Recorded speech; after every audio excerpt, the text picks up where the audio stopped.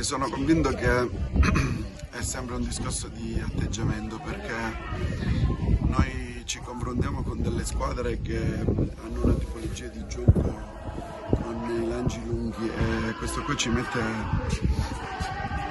in difficoltà. Oggi devo dire lo sapevamo che loro giocavano così e l'avevamo preparata la partita e bene o male abbiamo tamponato. Abbiamo preso dei gol per delle distrazioni difensive e questo qua fa demoralizzare l'intera squadra.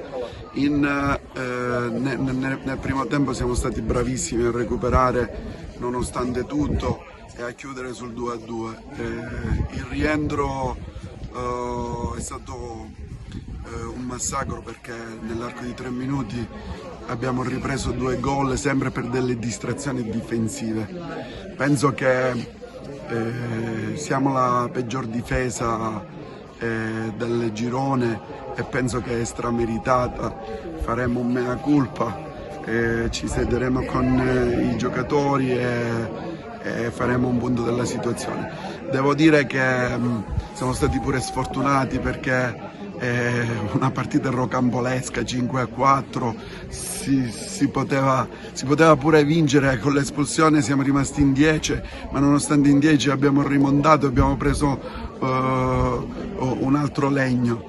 Che dire, ho visto il cuore, ho visto la cosa che ci ha fatto un attimino, ci ha dato un po' di dignità, è stato il cuore. Abbiamo fatto delle belle azioni, a volte a un tocco. Divertiamo quando giochiamo, ma le partite si vincono a chi fa più gol, e in questo caso il Castelbuono ne ha fatti 5, noi ne abbiamo fatto 4, non ha importanza quanti legni abbiamo preso. Inghiottiamo il boccone amaro e ci proiettiamo subito per la prossima partita.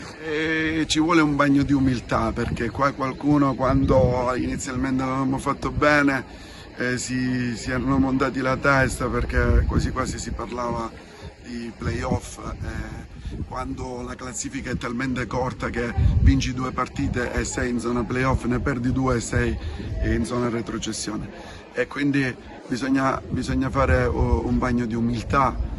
Bisogna lasciar perdere tutti i grilli che abbiamo per la testa, bisogna lavorare sodo, bisogna correggere gli errori e ripartire, sperando che questo girone di ritorno possa essere gestito meglio anche nell'ambito dell'attenzione e della mentalità. Castelbuono era un partita di cuore, perché ho già passato lì 2 anni fa, era a Castelbuono, il mio ex squadra.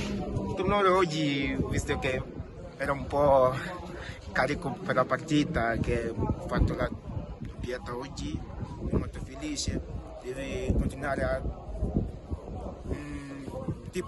lavorare per migliorare ancora di più.